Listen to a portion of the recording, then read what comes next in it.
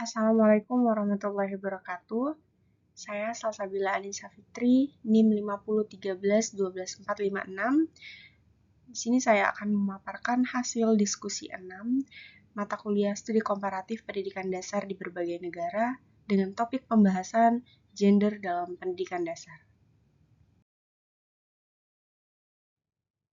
Sebagai guru pendidikan dasar, kontribusi saya dalam mengatasi isu gender berpusat pada penciptaan lingkungan pembelajaran yang inklusif dan tanggap gender atau biasa kita kenal dengan gender responsif, memastikan bahwa setiap siswa baik laki-laki maupun perempuan itu memiliki kesempatan yang sama untuk berkembang dan mendapatkan pengetahuan.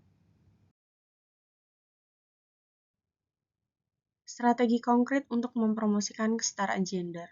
Yang pertama, kurikulum dan materi pembelajaran yang tanggap gender. Secara rutin, saya akan meninjau buku teks lembar kerja maupun materi yang mengidentifikasi stereotip gender. Sebagai contoh, perempuan selalu digambarkan dengan hal memasak, sedangkan laki-laki selalu menjadi pemimpin atau bekerja di luar rumah. Tindakan yang dapat dilakukan yaitu memilih materi yang menunjukkan peran non-tradisional, misalnya perempuan sebagai ilmuwan, insinyur, dan juga laki-laki sebagai perawat, seniman, ataupun pengasuh. Maka representasi seimbang dalam contoh soal, diskusi kelas, maupun studi kasus, saya akan memastikan representasi karakter laki-laki dan perempuan adalah seimbang dan beragam dalam hal peran maupun profesi. Dengan menggunakan cerita atau biografi tentang tokoh inspiratif dari berbagai gender yang sukses di berbagai bidang. Yang kedua, interaksi guru dan siswa yang adil. Perlakuan dan umpan balik yang setara, saya akan secara sadar memastikan bahwa saya memberikan perhatian, pertanyaan, dan umpan balik yang membangun kepada siswa laki-laki maupun perempuan secara merata. Dengan mengidentifikasi diskriminasi, saya akan merefleksikan dan mencatat pola interaksi saya, apakah saya cenderung memuji siswa laki-laki atas kecerdasan dan memuji siswa perempuan atas kerapian dan perilaku yang baik. Saya akan mengoreksi kecenderungan ini untuk menghargai potensi akademik pada semua gender. Pengaturan kelompok yang inklusif dengan mendorong kolaborasi heterogen dalam kelompok belajar. Secara aktif mencegah munculnya kepemimpinan yang didasarkan pada jenis kelamin. Memastikan peran seperti juru bicara, pencatat, atau pengambil keputusan berganti dan dipegang oleh seluruh siswa.